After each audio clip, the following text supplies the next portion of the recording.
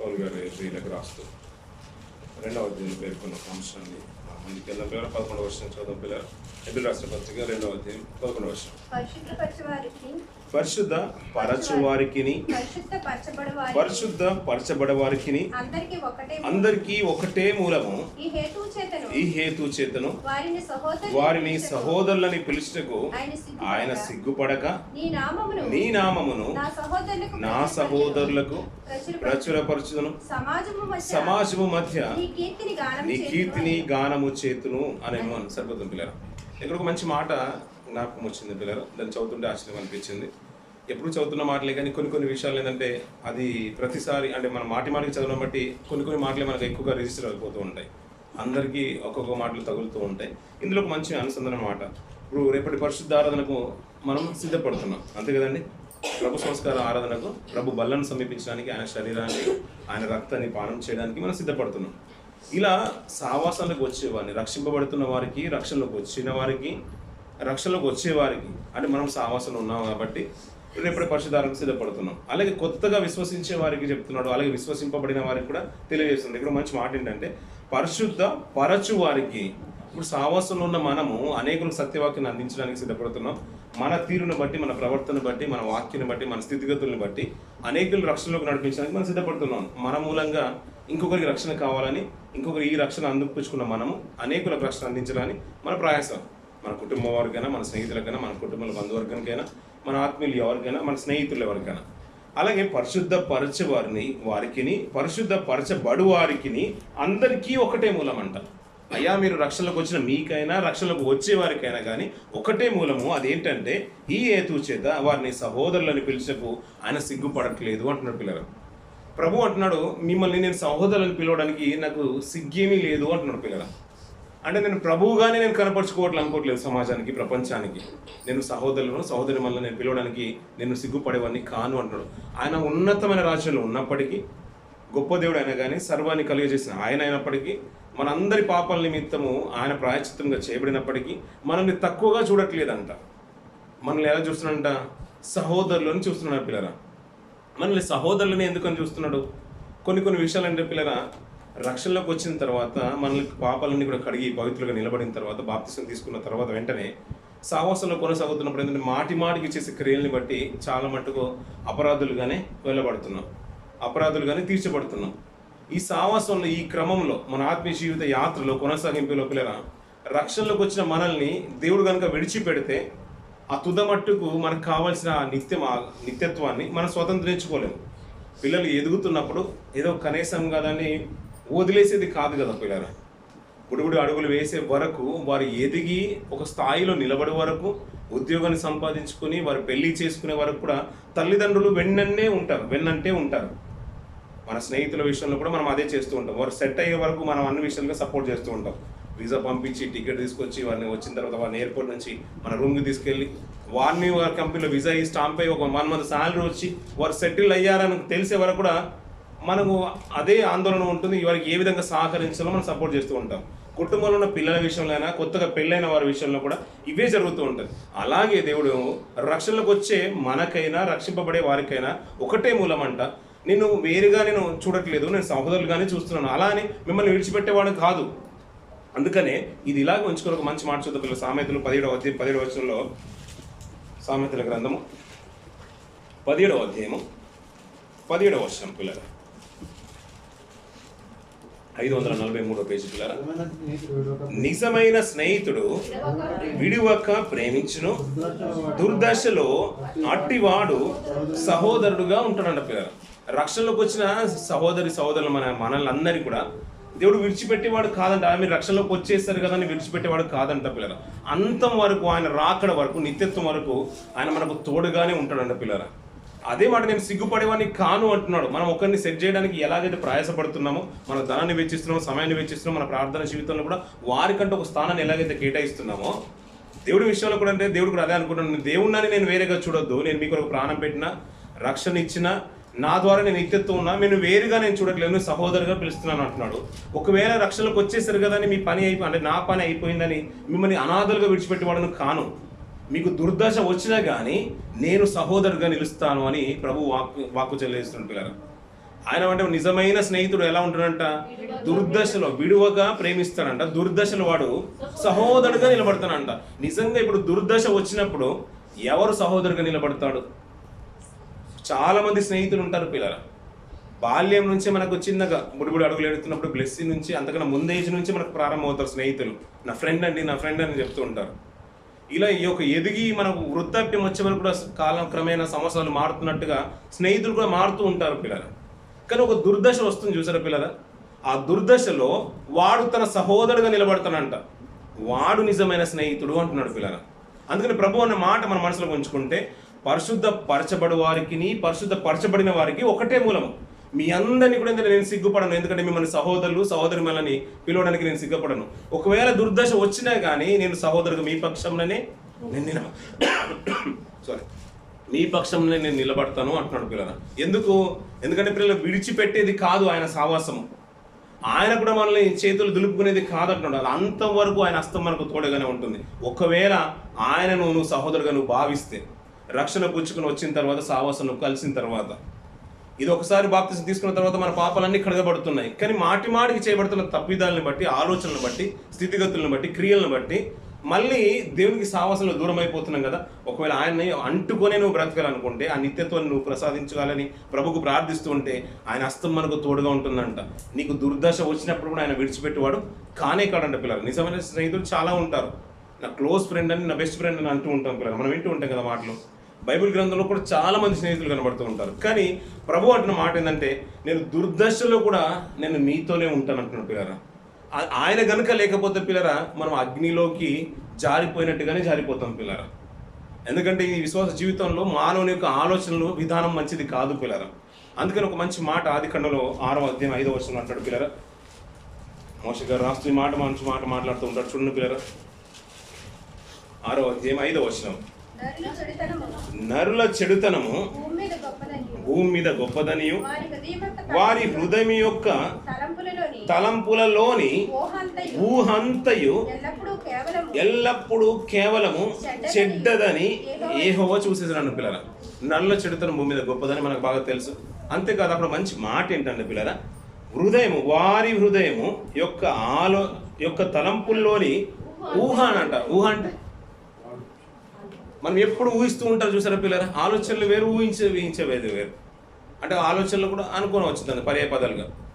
నరుల హృదయం యొక్క తలంపుల్లోనే, అంటే మన ఆలోచనలు వెళ్ళినప్పుడు అంటే మనం ఆలోచిస్తున్నప్పుడు ఏదో ఒక ఊహ పుట్టేస్తుంది. వాళ్ళు అక్కడికి వెళ్ళారు కదా, లేదు అక్కడ చేస్తున్నారు కదా, ఇవి మన కంపెనీ బాస్ నన్ను పిలవకుండా వాళ్ళని పిలిచేశారు కదా. ఇలా పిలిచినప్పుడు ఏమైపోతుందంటే ఒక ఊహ స్టార్ట్ అవుతుంది. ఆ తలంపులు ఆలోచన బట్టి ఒక ఊహ వస్తుంది. మన ఫైనల్గా ఏంటంటే ఇది ఇలా జరిగి ఉంటుంది అని ఒక ఊహలోకి వచ్చేస్తాం. అంటే నరుల హృదయంలో ఒక తలంపులు నిజంగా చాలా చెడ్డవి.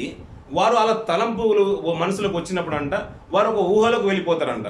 అది చాలా చెడ్డది అంటున్నాడు. చూడండి పిల్లలు, ఊహ అంతయు ఎల్లప్పుడూ కేవలము చెడ్డదని యెహోవానే సర్టిఫై చేస్తున్నాడు పిల్లరా. అందుకని ఈ ఊహ మనం ఒక ఊహించుకుంటున్నాం. ఆ ఊహ చాలా చెడ్డది అంటున్నాడు, దుర్మార్గమైంది పిల్లరా. నిజంగా చెప్పాలంటే మన ఆలోచనలో బాగా అతిగా ఆలోచిస్తూ ఉంటే మనిషి అంటే సర్వసాధారణంగా ఒక సగటు ఒక మనిషి రోజుకు 70,000 నుంచి 1,00,000 ఆలోచనలు కలిగి ఉంటాడంట పిల్లల. ఒక మనిషి సగటు వయసున్న వ్యక్తి 70,000 నుంచి 1,00,000 ఆలోచనలు మనిషికి పుడుతుండంట సైన్స్ పరంగా. 70,000 నుంచి 1,00,000 ఆలోచనలు ఒక రోజుకు పుడుతుండంట. బాగా అతిగా ఆలోచించే వాళ్ళు ఉంటారు. అయ్యో ప్రేసులు ఎప్పుడంటే ఏదో కారణం ఉందని అలా ఆలోచించే వాళ్ళంట 1,20,000 మంది, అంటే 1,20,000 సంఖ్య. అంటే అంతగా ఆలోచనలు, ఒకవేళ అతిగా ఆలోచించేవారైతే రోజుకు 1,20,000 సంఖ్య వరకు ఆలోచించుకోగలుగుతారంట. ఈ ఆలోచనలంతా కూడా దేవునికి అనుగుణంగా ఆలోచించేది చాలా తక్కువగా ఉంటుంది. అందుకనే ఈ ఆలోచనలో తలంపుల్లో ఆ ఊహ అనేది ఏదైతే వస్తుందో అది చాలా చెడ్డదిగా ఉంటుందంట. మరి ఆ చెడ్డదైనని తొలగించడానికి, ఈ నిత్యత్వానికి మనం నడిపించడానికి, ఈ అపరాధిగా ఎంచబడుతున్న ఈ మనిషి యొక్క ఆలోచనలన్నీ కూడా తొలగించడానికి న్యాయాధిపతి మన రక్షకుడు ఈ లోకానికి వచ్చిన విషయం మనం బాగా సుపరిచితమే కదా పిల్లలు. ఆ సుపరిచితమైన మాటలను బట్టి రక్షణలోకి వచ్చే మనము తిరిగి ఒకవేళ పాపంలో పడిపోతుండంట, ఈ హృదయంలో ఉన్న ఊహంతా కూడా తొలగించడానికి ఆయన యొక్క పుణ్య రక్తము, ఆ పరిశుద్ధమైన శరీరమే మనకు ప్రధానమైంది. అదే మనకు యోగ్యమైంది. దాన్ని మించింది ఏది లేదు పిల్లలు. కానీ ఈ ఊహ అనేది చాలా దుర్మార్గమైంది పిల్లరా. ఇలా ఊహించుకొని అపరాధం చేసిన వారు, ఊహించుకొని తప్పిదం చేసిన వారు చాలా మంది ఉన్నారు పిల్లరా. ఇద్దరు వ్యక్తులను చూపించేసి ఈ కార్యక్రమంలో మనం ముందుకు వెళ్ళిపోదాం పిల్లరా, ముగించుకుందాం పిల్లరా. హృదయంలోని తలంపుల యొక్క ఊహనంట చాలా చెడ్డది అన్నాడు పిల్లరా. ఈ హృదయంలో ఏమీ ఉండద్దు, నాకు శుద్ధ హృదయం కలగచేయు తండ్రి అని మనం ప్రార్థిస్తున్నాం చూసారా పిల్లరా. ఆ శుద్ధ హృదయాన్ని కలగజేయవాడు ఆయన పిల్లరా. అలా మంచి స్థితిలో ఉన్న మనల్ని పడగొట్టడానికి ఆ హృదయంలోనే ఏలిక చేసేవాడు అపవాది పిల్లరా. హృదయంలోనే ఏలిక చేసేవాడు, హృదయంలోనే కూర్చుండేవాడు ఆ అపవాది. అది చెడ్డదైన హృదయాన్ని తొలగించాలంటే అది అందరితో అయ్యేది కాదు. ఆ పరిశుద్ధిని రక్తం వల్లనే మనం కడిగి పవిత్రులుగా తీర్చబడుతూ ఉంటాం. ఈ హృదయంలో ఆలోచనలు తొలగించుకోవడానికి సత్యవాక్యం దగ్గరకు వస్తూ ఉంటే, హృదయాన్ని పరిశీలన చేసుకుంటే, దోషారోపణ చేసుకుంటే, నిజంగా ఆయన క్రియలు అంటే ఆయన స్థితికి ఆయనకు తగిన క్రియలకు మన క్రియలు చాలా దూరంగా ఉన్నాయని మనకు ఆటోమేటిక్గా తెలిసిపోతుంది. అందుకని దీన్ని అర్థం అన్నాడు. మన ముఖం చూసుకున్నట్టుగా ఈ వాక్యం దగ్గరకు వచ్చి చూసుకుంటే మనకు తెలిసిపోతుంది అన్నాడు. ఇలా ఒకవేళ క్రియల్ని బట్టి, మనతో ఉన్నవారిని బట్టి, మనం చేసే క్రియల్ని బట్టి సమాజము చాలా చెడ్డగా ఆలోచించిన ఒక వ్యక్తిని మనం ముందుకు తీసుకెళ్తూ ఉంటే పిల్లలు ఆశ్చర్యం అనిపిస్తుంటుంది. ఆయన యథార్థపడుగా నడుచుకుంటున్నాడు. మనం వాక్య రక్షణలోకి వచ్చేసాడు కదా పిల్లలు. ఆ దినం మొదలుకొని తన బ్రతుకు కాలంలో తిరిగి పాపం వైపు చూడలేదు పిల్లలు. ఆయన నాకంటూ ఒక భారం ఇచ్చేస్తాడు. నా బ్రతుకాలం అంతా కూడా ఆయన మోపిన భారాన్ని నేను కలిగి ఉండాలి. ఆయన ఊరికే అన్నాడంటే పిల్లల ఆశ్చర్యం అనిపిస్తుంది. ప్రభువును మాటికి పిల్లలు ఆయన పరిచయం చేస్తున్నప్పుడు ఒక వయసు వచ్చిన తర్వాత పరిచయం 3.5 సంవత్సరాలే మనం అన్ని వింటూ ఉంటాం పిల్లలు. అదే కదా మనం వినేది. బాల్యం అంతా కూడా వారికి ఒక శాశ్వతంగా ఒక యోగ్యమైన జీవితం జీవించి 30 ఏట పరిచయం ప్రారంభించిన తర్వాత కొన్ని సంవత్సరాల తర్వాత అంటే 3 సంవత్సరాల లోపలనే ఆయన చూస్తుందంటే సమాజానికి ఏమైపోయిందంటే ఒక ద్వేషం వచ్చేసింది. ఆయన చెప్పే మాటల వైపు కూడా సముఖంగా తెలిపేవారు చాలా అరుదు, కానీ ద్వేషించుకున్న వారే ఎక్కువగా సమాజంలో కనబడుతున్నారు. ఒక సందర్భంలో పిల్లల అతను కొండపేటు వరకు తీసుకుని వెళ్ళిపోతున్నారంట. అక్కడ నుంచి అతన్ని త్రోసి వేయాలని ప్రయత్నం జరిగినట్టుగా మనం చూస్తున్నాం పిల్లలు. ఎవరిని? సాక్షాత్తు ప్రభువును పిల్లలు. అంటే మనిషి యొక్క ఆలోచనలు ఎలా ఉన్నాయంటే, అంటే తను తాను దేవుడిగా కనపరుచుకున్నాడు కాబట్టి వారి ఆలోచన విధానం ఎలా అయిపోయిందంటే ఊహల్లోకి వెళ్ళిపోయారు. ఇతను దేవుడిగా కనపరుచుకున్నాడు కాబట్టి వీడు మనల్ని మోసం చేస్తున్నాడు, ఎందుకని తను చంపడమే మంచిదని ఒక కుట్ర చేసి అతను చంపడానికి ప్రయత్నం చేస్తున్నాడు. రాళ్ళు రువి చంపడానికి ప్రయత్నం చేస్తున్నాడు. ఇతని ప్రభు యొక్క పిలుపు మేరకు రక్షణలోకి వచ్చిన ఒక పరిశుద్ధుడైన వ్యక్తి తన బ్రతుకు కాలంలో పిల్లల పరిచర్యే బాధ్యతగా భారంగా బ్రతుకుగా మార్చుకొని ఆయన బ్రతుకుడ క్రీస్తే చావైన మేలని ఒక గొప్పగా ఎంచుకున్న ఒక వ్యక్తి గురించి సమాజం ఏమంటుకుంటుందో కొన్ని మాటలు మనం చూసుకొని ముందుకెళ్దాం పిల్లలు. అపోస్తల కార్యం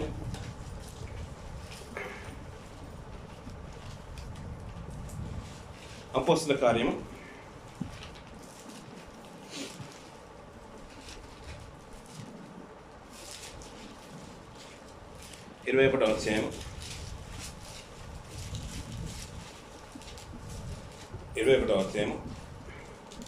28వ వచనం నుంచి కొన్ని మాటలు చూద్దాం పిల్లలు. సహాయం చేయండి, ప్రజలకు ధర్మశాస్త్రులకు ఈ స్థలములకు విరోధముగా అందరికీ అంతటను బోధించుచున్నవాడు వీడే. మరియు వీడు గ్రీసు దేశస్థులను దేవాలయంలో తీసుకుని వచ్చి ఈ పరిశుద్ధ స్థలంలో అపవిత్రపరిచి ఉన్నాడని జ్ఞాపకిస్తుంది.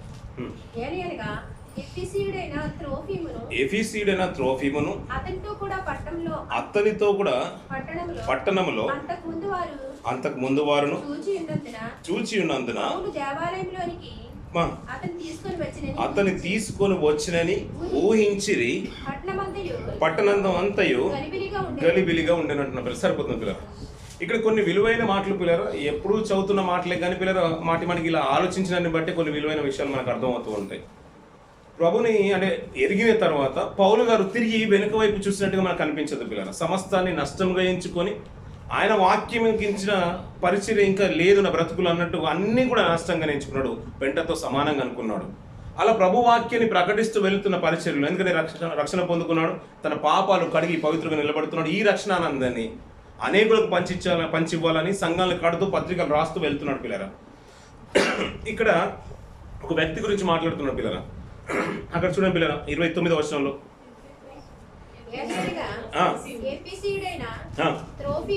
త్రోఫిమును అతనితో కూడా పట్టణంలో అంతకు ముందు వారు చూచి ఉన్నందున పౌలు దేవాలయంలోనికి అతను తీసుకొని వచ్చినని ఊహించి. సరిపోతుంది పిల్లరా. ఇక్కడ ఏంటంటే పిల్లరా ఒక మంచి వాక్య భాగం. ఇక్కడ ఏమంటున్నాడు? ఎఫెసీయుడైన త్రోఫిమును చూశారంట పిల్లరా.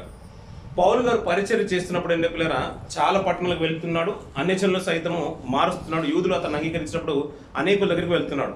ఇలా వెళ్ళే క్రమంలో ఈ ఎఫెసీయుడైన త్రోఫీము అని గురించిన మాటలు ప్రస్తావన తీసుకొస్తున్నాడు పిల్లరా. ఇతను సర్వసాధారణంగా ఏంటంటే పిల్లరా ఆయనతో వెళ్తున్నప్పుడు చాలా మంది ఆయన వెంబడించారు పిల్లరా, వెంబడించే వారు చాలా మంది ఉన్నారు. అలా వెంబడిస్తున్నప్పుడు పిల్లల ఆసియా అనే ప్రాంతంలో, ఆసియా అనే దేశంలో ఎఫెసు అనేది ముఖ్య పట్టణం. ఆ రోజున్న ఆసియా వేరు, ఈ రోజున్న ఆసియా ఖండము వేరు కదా, మనం సుపరిచితం అన్నమాట. మన పౌలు గారి ప్రయాణంలో చూస్తూ ఉంటే ఆసియా అనే ప్రాంతంలో చుట్టూ ఉన్న స్ముర్ణ, ఎఫెసు ఇవన్నీ కూడా కనబడుతూ ఉంటాయి. అక్కడ వాక్యాన్ని ప్రకటిస్తున్నప్పుడు పిల్లరా యూదులకున్న విధానం ఏంటంటే పిల్లరా దేవుని మందిరంలో అది పరిశుద్ధమైనగానే జరగాలి, ఎవరు కూడా దాన్ని సమీపించడానికి వీల్లేదు. అన్యుడైతే దాని దరిదాపులో కూడా రావడానికి లేదు. అంతెందుకు సమరయులు కూడా మాట్లాడడానికి కూడా వారు ఇష్టపడేవారు కానే కాదు పిల్లరా. పౌలు గారి ప్రసంగాలు విన్న తర్వాత ఒక అన్యుడైన ఈ ఎఫెసీయుడైన త్రోఫీములో మార్పు వచ్చేసింది పిల్లరా. మార్పు వచ్చి ఆయనతో పాటు కలిసి సహవాసం చేస్తున్నాడు. ఎవరితో పాటు కలిసి? పౌలు గారితో పాటు. వారు చూస్తున్నవారు ఏంటంటే వెంటనే పౌలు గారితో పాటు త్రోఫీము పక్క నుండి చూడడాన్ని బట్టి వారు ఏమనుకున్నారంటే ఈ అపవిత్రుడైన త్రోఫీమును పౌలు దేవాలయానికి తీసుకొని వెళ్ళి ఉన్నాడేమో అని ఆలోచన, ఊహ కలిగిందంట. చూడండి మాట మళ్ళీ చదవండి పిల్లలు. ఎలా అనగా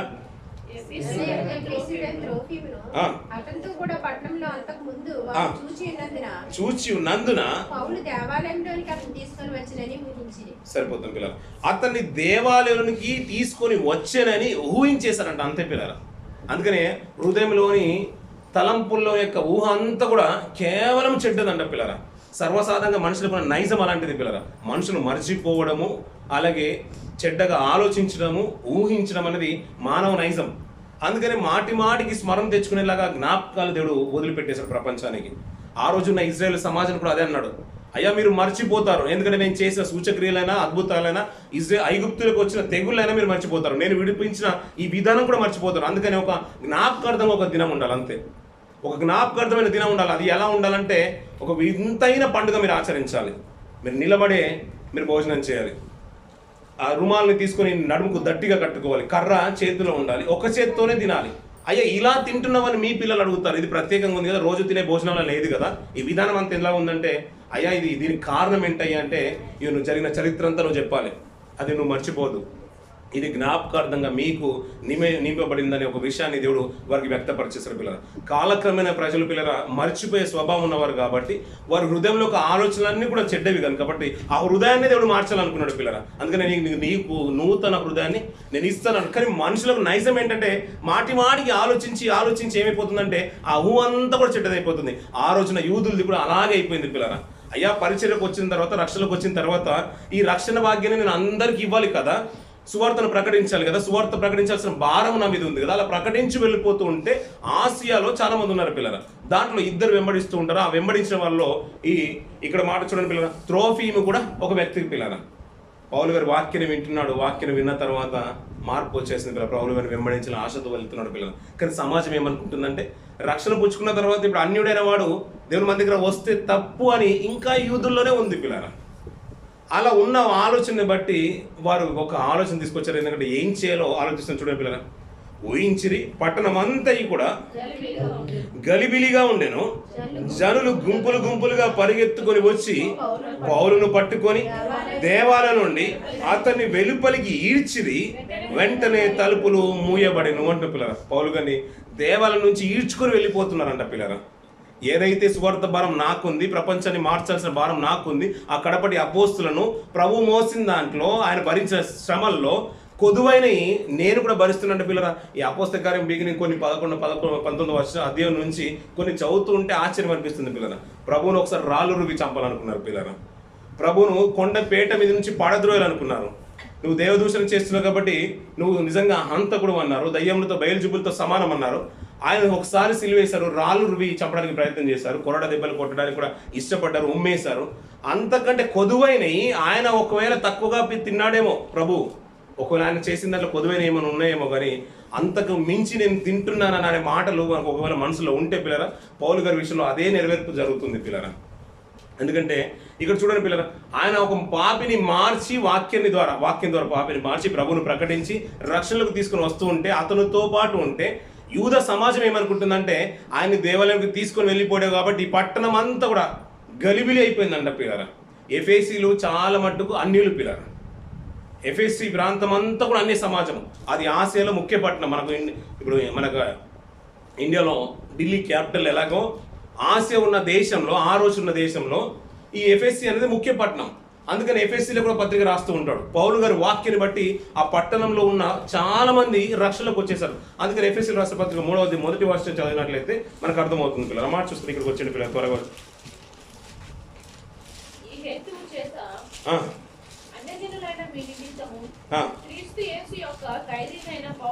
సరిపోతుంది పిల్లలు. అన్యజనులైన వారి నిమిత్తం ఉంటారు. ఎవరట అన్యజనులు? ఎఫెసీలో ఉన్నవారు పిల్లలు. పౌలు గారి వాక్యం బట్టి, ప్రభువు దేవుడు ఇచ్చిన దర్శన మాటలను బట్టి వారిని సైతము మార్పు తీసుకొచ్చేసాడు. వారు సైతం మార్పు పొందారు, రక్షణలోకి వచ్చేసారు, బాప్తిసాన్ని తీసుకున్నారు. అలాంటి వారు తనతో పాటు ఉన్నందున వీరి ఊహంత ఎలా అయిపోయిందంటే దేవాలయాన్ని అపవిత్రపరుస్తున్నారు. ఇప్పుడు ఎవరిని బట్టి అపవిత్రపరచబడిందంట? త్రోఫేమును బట్టి. ఇప్పుడు ఆయన పక్కన ఉన్న వారు ఎవరు? పౌలు గారు. ఇప్పుడు అదే మాట మనసులో ఉంచుకోండి. పరిశుద్ధ పరచబడిన వారికి, పరిశుద్ధ పరచబడి వారికి అందరికీ ఒకటే మీలము. ఆయన సిగ్గుపడట్లేదు మనల్ని సహోదరులని పిలవడానికి. నిజమైన స్నేహితుడు విడువక ప్రేమించును, అట్టి దుర్దశలో అట్టివాడు సహోదరుగా నిలబడుతుంటాడు. ఇప్పుడు వచ్చింది ఏంటంటే పిల్లలు, మనం ఒకరి సంఘంలో ఉన్నప్పుడు కానీ, మన బ్రతుకాలంలో కుటుంబ సాహసంలో కొనసాగుతున్నప్పుడు కానీ, సమాజంలో మీరు ఎక్కడున్నా కానీ నిన్ను బట్టి నీకు శ్రమ వస్తుందని అనుకోదు. నీ పక్కన ఉన్న వారిని బట్టి కూడా నీకు శ్రమ వస్తుంది. ఇప్పుడు ప్రభుకు వచ్చిన శ్రమ అది ఆయన్ని బట్టి వచ్చిన శ్రమ కాదు. అది ఎవరిని బట్టి వచ్చిన శ్రమ? అది నన్ను బట్టి వచ్చిన శ్రమ. అది ఆయన మీ దోషం మోపబడింది నిన్ను బట్టి, నన్ను బట్టి తప్ప ఆయన బట్టి కాదు. ఆయన క్రియలు బాగాలేనందున ఆయన మీద దోషం ఏర్పడలేదు పిల్లలు. ఆయన అందులో దోషాన్ని రుజువు చేయగలడు. ఎవరు నా మీద పాపం ఉందని స్థాపింపగలవాడు ఎవడు అని ఒక స్థాపన తీసుకొచ్చేసాడు పిల్లలు. అంత ఖండితమైన మాట. ఆయన నలుగగొట్టబడింది ఆయన క్రియలను బట్టి కాదు పిల్లలు. ఆయన దోషాలు, ఆయన పాపాలు చేసిన విధిని బట్టి కాదు పిల్లలు. ప్రపంచ మానవాళి యొక్క పాపాలన్నీ కూడా ఆయన మీద మోపబడ్డాయి. అలాంటి దుర్దశలో, అలాంటి స్థితిగతుల్లో మన పక్షంలో ఉన్నవాడు ప్రభువు పిల్లలు. ఆయన స్నేహితుడు, సహోదరుడుగా మనం భావించవచ్చు. ఎందుకంటే ఆయన సిగ్గుపడట్లేదు అంటున్నాడు నేను సహోదరుని మేము పిలవడానికి. మరి నేను సహోదరుడుగా పిలవడానికి మనం సంసిద్ధంగానే ఉన్నామా? నిజంగా పౌలు గారు పక్షంలో ఉంటున్నారు త్రోఫీము. అంటే ఆయన మాటలను బట్టి రక్షింపబడికి వచ్చింది త్రోఫీము పిల్లలు. ఆయన విడిచిపెట్టాలనుకుంటే పౌలు గారు ఇతనికి నాకు సంబంధం లేదనుకుంటే అంత తెగిపోయింది పిల్లలు. పౌలు గారిని ఈడ్చుకొని వెళ్ళాల్సిన అవసరం కూడా లేదు పిల్లలు. అక్కడ మాట చూడండి పిల్లలు, అదే మాట మళ్ళీ చూద్దాం. మాట 28వ వచనం నుంచి 27వ వచనం చూద్దాం. 7 దినాలు కావచ్చు వచ్చినప్పుడు ఆశ నుండి వచ్చిన యూదులు దేవాలయంలో అతన్ని చూచి కలవరపరిచి పట్టుకొని, ఇశ్రాయేలులారా సహాయం చేరండి, ప్రజలకును ధర్మశాస్త్రమునకు ఈ స్థలమునకు విరోధముగా అందరికీ అంతటను బోధించుచున్నవాడు వీడే. ఇప్పుడు ఎవరిని అంటున్నారు ఆ మాటలన్నీ? పౌలు గారిని అంటున్నారు. ఇప్పుడు ఆయన చేసిన పాపం ఏముంది? ఆయన దోషం ఏముంది? ఏమీ లేదు. సత్యవాక్యాన్ని ప్రకటించేశాడు. ప్రకటించిన తీరును బట్టి రక్షణ అనేకులకు విస్తరించిపోయింది. యూదాలో ప్రబలిన దానికంటే కూడా సిరియా దేశంలోనూ అన్ని దేశాల్లోనూ ప్రబలిపోయింది పిల్లల. అంత్యోక పరిసర ప్రాంతంలోనూ 2 అంత్యోకులు కనబడుతుంటాయి. ఈ దమస్కు పరిసర ప్రాంతంలో ఎక్కువగా ప్రబలిపోయింది పరిచర్య. అలా రక్షింపబడిన దాంట్లో ఆసియా ఖండంలో నుంచి, ఎఫెసీ అనే ముఖ్య పట్టణంలో నుంచి త్రోఫీము కూడా కనబడుతున్నాడు పిల్లలు. రక్షణలోకి వచ్చినవాడు ఆయనతో పాటు కనబడుతుంది అంతే. అక్కడ దేవాలయంలో పౌలు యొక్క మాటలు విన్న తర్వాత అతన్ని చూసి అతన్ని బలవంతంగా పట్టేసుకున్నారంట. వారి యూదులు పలుకుతున్న మాటలు ఏంటంటే, అయ్యలరా ఇశ్రాయేలులారా మీరు మాకు సాయం చేయడానికి రండి. ఎందుకంటే వాక్యాన్ని ప్రకటించే విషయంలో వీడు ఉన్నాడంట. ఎలా ఉన్నాడంట? ప్రజలకును ధర్మశాస్త్రమునకును ఈ స్థలమునకును విరోధముగా అంతటను బోధించిన వాడు వీడే. మరియు వీడు గ్రీసు దేశస్తులను దేవాలయంకి తీసుకుని వచ్చి ఈ పరిశుద్ధ పాలనను అపవిత్రపరుచుచున్నాడని కేకలు వేస్తున్నాడు పిల్లల. ఆయన వారు అంటే నిజంగా చూసేసారంటే లేదు పిల్లల. ఇదంతా కూడా జరిగిందంటే పౌలు గారు వెళ్ళారు, వాక్యాన్ని ప్రకటించేశారు. అక్కడ ఆయన సమాజ మందిరంలో అంతటా కూడా వాక్యాన్ని ప్రకటిస్తూనే ఉన్నారు. రక్షణ పొందుకున్న వారు అనేకులు ఆయన వెంబడించేశారు పిల్లలు. ప్రభు యొక్క మాటలు విన్న అనేకుల మంది పౌలు గారి మాటలను బట్టి, ఆయన బట్టి, స్వస్థతలను బట్టి చాలా మంది ప్రభును అంగీకరించిన వారు చాలా మంది ఉన్నారు. అలా వెంబడించిన వాళ్ళు చాలా మంది కనబడుతూ ఉంటారు. మనకు తెలిసిన వారు ఎఫెప్రో తీతు కనబడుతూ ఉంటారు, తీతుకు కనబడుతుంటారు, తిమోతి కనబడుతూ ఉంటారు, ఇలా ఫిలోమోను కనబడుతూ ఉంటారు, ఇంకా ఎవరైనా ఒనేసిము కనబడుతూ ఉంటారు, చాలా మంది కనబడుతూ ఉంటారు. దాంట్లో త్రోఫీము కూడా కనబడుతున్నాడు పిల్లలు. ఈ త్రోఫీమును చూసి వారేమనుకున్నా అంటే ఇతను కూడా పౌలు గారితో పాటు మందిరంలోకి వచ్చి ఉండొచ్చు. అందుకని ఇప్పుడు దేవాలయం ఏమైపోయిందంట? అపవిత్రమైంది. ఇంకో మాట చూడండి పిల్లలు, అదే అపోస్తల కార్యం 24వ అధ్యాయం 6వ వచనం చూడండి పిల్లలు.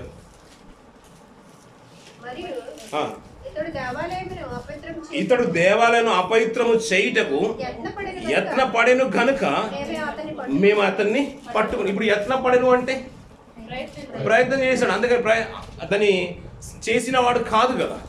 యత్నపడని అంటే జస్ట్ ప్లాన్ చేసుకున్నాడు అంతే, వెళ్ళాలనుకుని ప్రయత్నం చేశాడు, ట్రై చేశాడు అంతే నిజంగా చెప్పాలనుకోండి. కానీ ఇతని పాడు మాత్రం చేయలేదు పిల్లరా. కానీ వారి ఊహ ఎలా ఉందంటే ఏలైనగా 29వ వచనం, ఏలైనగా ఎఫెసీయుడైన త్రోఫిమును అతనితో కూడా పట్టణంలో అంతకు ముందు వారు చూచి ఉన్నందున పౌలు దేవాలయంలోనికి అతన్ని తీసుకొని వచ్చినని ఊహించిరి అన్న పిల్లరా. అంతకు ముందు పౌలు గారితో పాటు ఈయన చూసేశారు కాబట్టి, ఎఫెసీయుడిని చూశారు కాబట్టి, అన్నిలో నుంచి వచ్చిన వారిని చూశారు కాబట్టి వారి ఉద్దేశం ఏంటంటే బహుశా వీడు కూడా పౌలు గారితో పాటు దేవాలయంలోకి వెళ్ళి ఉండొచ్చు అని ఊహలోకి వచ్చేసి అతన్ని ఈడ్చుకొని వచ్చేసి వెంటనే దేవాలయం తలుపును మూసేశారంట పిల్లరా.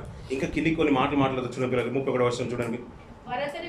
వారు అతన్ని చంపవలనని యత్నించుచుండగా యెరూషలేము అంతయు గలిబిలిగా ఉన్నదని పటాలము పై అధికారికి వర్తమానం వచ్చేసి వెంటనే ఒక పటాలము, ఇటాలీ పటాలం అనే పటాలంలో ఒక కొర్నేలు అంటే శతాధిపతి కనబడుతుంటారు కొన్నేలు, అలా పట్టాలనికి ఒక అధిపతి ఉన్నాడంట పిల్లలు. ఆ అధిపతికి వెంటనే వర్తమానం వచ్చేసిందంట, అయ్యా పట్టణం అంతా కూడా గలిబిలి అయిపోతుంది, నువ్వు వెంటనే రావాలన్నప్పుడు అతను వచ్చేసాడు పిల్లలు. ఎందుకు జరుగుతుంది? ఈ ఎబ్రిడైన పౌలు గారిని, రోమిడైన పౌలు గారిని, యూదుడైన పౌలు గారిని వారు పట్టుకొని కొడుతున్నారంట పిల్లలు, చంపడానికి ప్రయత్నం చేస్తున్నారంట. అలా ఏం జరిగిందో తెలుసుకోవడానికి ఈ పటాలంకి అధికారి వచ్చేసాడు పిల్లలు.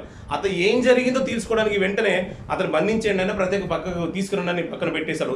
ఏం జరిగిందయ్యా ఏం జరిగిందయ్యా అని అడుగుతూ ఉంటే పిల్లరా కేకలన్నీ కూడా ఒకలాగున, మరొకరి కొందరు కేకలు ఇంకోలాగున ఉన్నందున వారికి అర్థం అవ్వట్లేదు పౌలు గారు ఏం అంటే ఆయన మీద సాక్ష్యం ఏముంది, నేరం ఏముందో. వెంటనే అతన్ని బంధించి పక్క తీసుకొచ్చారు. అక్కడ సందర్భాన్ని చూడండి పిల్లరా, 34వ వచనం.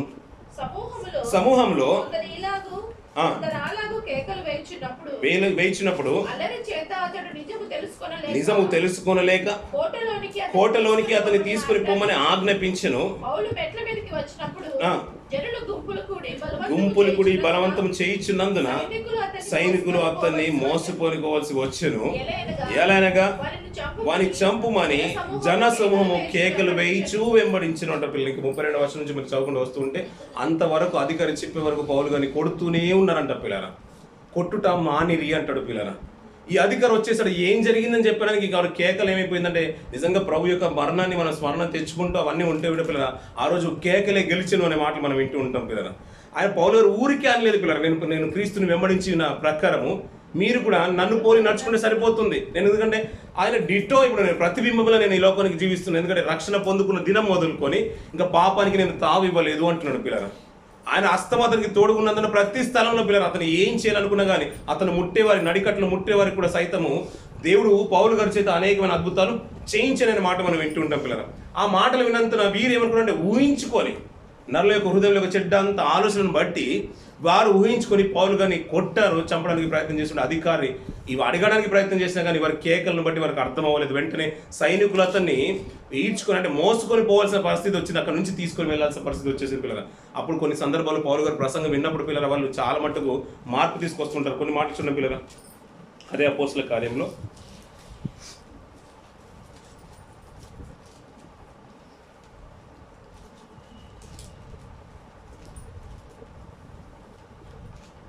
22వ అధ్యాయం చూడండి పిల్లల,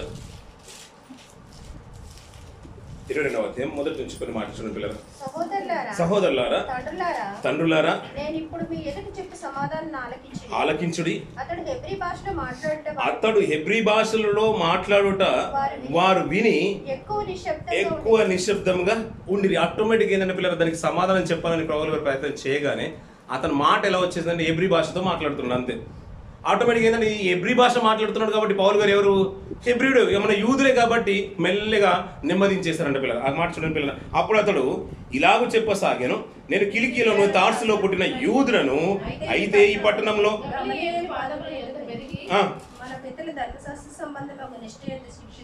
శిక్షితులనై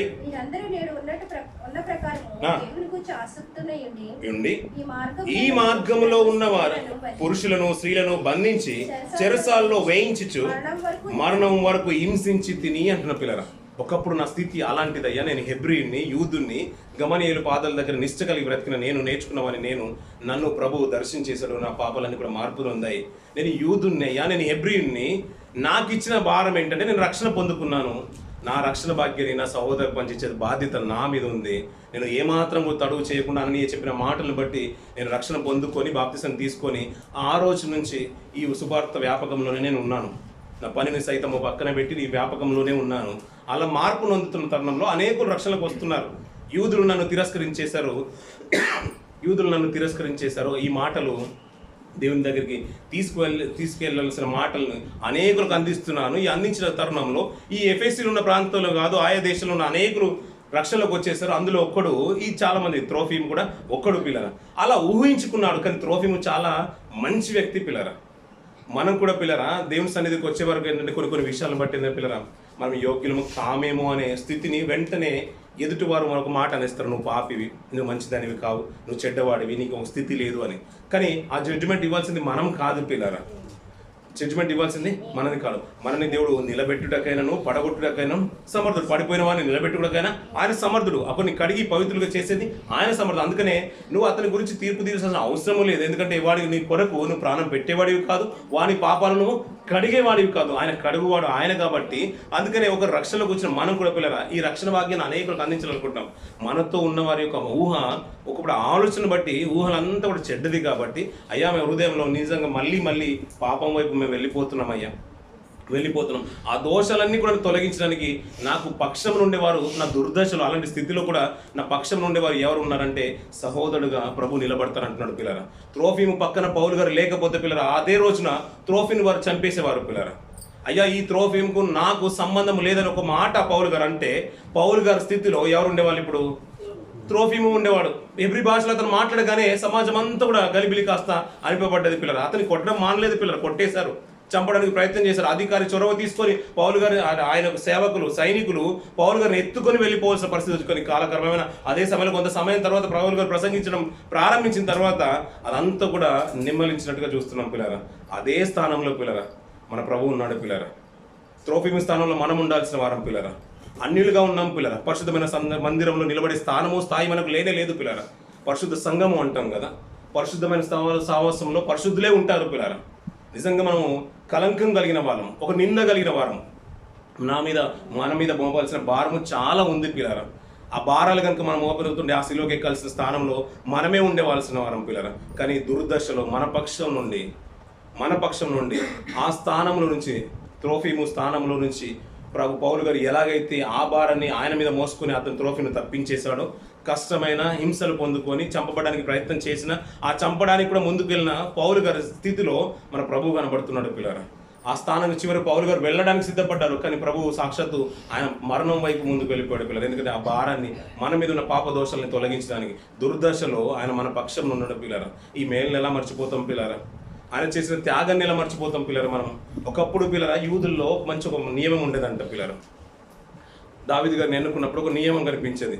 ఆయన ఒక మంచి మాట దావీదు గారి గురించి ఎప్పుడు మాట్లాడినా మనం ఒకటి విషయం వింటూ ఉంటాం. ఏంటంటే అయ్యా అతను గొర్రెల్ని కాచుకునే వ్యక్తి, ఒక సింహము ఎలుగుబంటి అతను వచ్చినప్పుడు అంట, సింహం నోట్లో నుంచి ఏంటంట గొర్రె పిల్లను విడిపించే సందర్భం తెలుసు. నోట్లోకి వెళ్ళిపోయిన దాన్ని పట్టి దాని నుంచి నోట్లో నుంచి తీసిన సందర్భం దావీదు గారి గురించి గొప్పగా మాట్లాడుకున్నాం. అదే యూదా గోత్రం నుంచి గొర్రెల్లా పోల్చబడిన సంఘం అనే మనల్ని గర్జించు సింహాలు తిరుగుతున్న అపవాది నోటిలో నుంచి, అకబంధ కష్టాల్లో నుంచి మనల్ని తప్పించడానికి ప్రభువు తన ప్రాణమే పెట్టేశాడు పిల్లరా. ఈ విషయం మర్చిపోతే కాదు పిల్లరా. ఇది మాటికి స్మరణ తెచ్చుకోవడానికి ఒక నిబంధన, మన పిల్లలకు చెప్పుకోవడానికి, మన సంఘస్థులకు చెప్పడానికి, ఇంకా రక్షణలోకి వచ్చే వారికి మాటికి స్మరణ తీసుకురావడానికి. అయ్యా ఆ రోజుల్లో నియమం వేరు, భోజనం విషయంలో మరి రేపటి దిన మనం ఉన్న నియమం మనకు వేరే. అయ్యా బలను సమీపిస్తున్నాం కదా, రక్తాన్ని తాగడానికి, ప్రాణం చేయడానికి మనం సిద్ధపడుతున్నాం కదా. అయ్యా ఇది ఊరికే వచ్చింది కాదు. త్రోఫీము స్థానంలో మనం ఉండవలసిన వారు, ఈ పరిశుద్ధమైన స్థలంలో మనం నిలబడేవారం కాదు పిల్లరా. ఇది పవిత్రమైన స్థలము, మనం దోషులుగా ఉండేవారు. అది సమీపించడానికి లేదు. మనం నిజంగా చెప్పాలంటే సుంకరి ప్రార్థన మనకు బాగా సుపరిచితమైన మాటలు పిల్లరా. ఆయన చూసే అంత అర్హత కూడా మనకు లేదు పిల్లరా. రొమ్ము కొట్టుకుంటూ ప్రార్థించిన ఆయనకు ప్రార్థన జీవితం చాలా సమీపమైన జీవితం పిల్లరా మనందరి జీవితాలకు.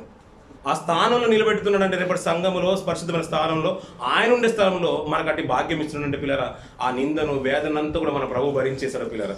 దుర్దశలు మన పక్షం నుండి మన దోషాలన్నీ కూడా తొలగించి ఆ క్షమాహృదయాన్ని మనకు కలగజేయడానికి ఆయన సిద్ధపడుతున్నాడు. ఎందుకంటే మనం కలిగి ఉన్న ఆ రక్షణ భాగ్యాన్ని పిల్లరా మనం కూడా అనేకులకు అందించాలి. అందుకని మళ్ళీ మాటి హృదయంలోకి ఆలోచనలు బట్టి మళ్ళీ అంతా కూడా చెడిపోతుంది పిల్లరా. ఆ చెడు తలంపుల్లో నుంచి విముక్తి కలగజేయడానికి మళ్ళీ బలను సమీపిస్తున్నాం పిల్లరా. అయ్యా ఒకప్పుడు బలను సమీపించేసాం కదా అంటే కాదు పిల్లలు. మళ్ళీ మన ఆలోచన ఏమైపోతుందంటే ఆ అంతా కూడా చెడ్డ దృష్టిలోకి తీసుకొని వెళ్ళిపోతుంది. ఒకప్పుడు పిల్లల రక్షణ పొందుకున్న యూదకు మనం బాగా తెలిసిన మాట కదా పిల్లలు. యూద సుపరిచితమైన వ్యక్తి కదా. ఆ రొట్టె ముక్క పుచ్చుకోగానే ఏమైపోయిందంట, సాతాను అతనిలో ప్రవేశించెను.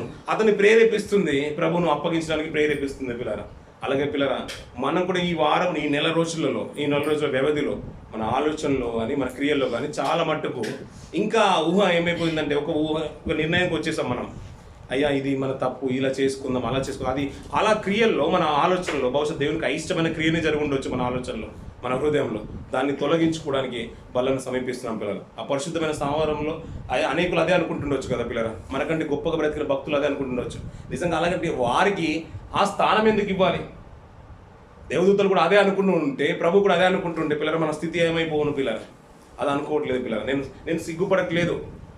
నా రక్త సంబంధులుగా నేను భావిస్తున్నాను, నా సహోదరులు అనుకుంటున్నాను, మిమ్మల్ని నా సహోదరిమల్ని అనుకుంటున్నాను. నేను నిజంగా మిమ్మల్ని గురించి సిగ్గుపడే స్థితి వస్తూ ఉంటే, నేను ఎప్పుడు సిగ్గుపడుతూ ఉంటే మనం ఎప్పుడూ నశించిపోవాల్సిన వారం పిల్లరా.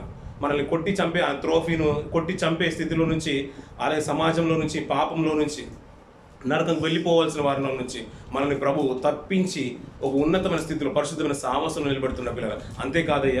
అంతేకాదు ఆ నిత్యత్వంలో కూడా నేను నిలబెడతాను అంటున్నాడు పిల్లరా. ఆ మేలును మర్చిపోవద్దు పిల్లరా. జీవితకాలం అంతా కూడా మనం జ్ఞాపకం చేసుకోవాలి. ఎక్కడ మర్చిపోతామేమో అని ఈ ప్రభు సంస్కార ఆరాధన మన ముందుకు వస్తుంది పిల్లరా. మళ్ళొక్కసారి దాన్ని సమీపించడానికి మనం జ్ఞాపకం చేసుకుందాం పిల్లరా. అయ్యా ఈ యోగ్యమైన స్థితిలో నేను ఉన్నానంటే అది కేవలం నీ కృప తండ్రి.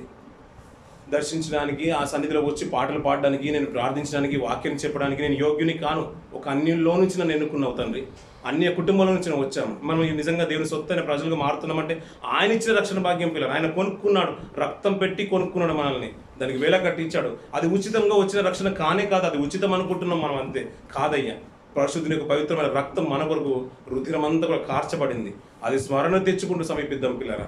ఎందుకంటే సమాజంలో ఆ ట్రోఫీని చంపాలనుకుంటే ఆ రోజున యూదులకు పిల్లరా మేమే పవిత్రులము, మేమే దేవుని వారము, మేమే దేవుని పిల్లలమని గొప్పగా మాట్లాడుకునే సమాజం పిల్లరా.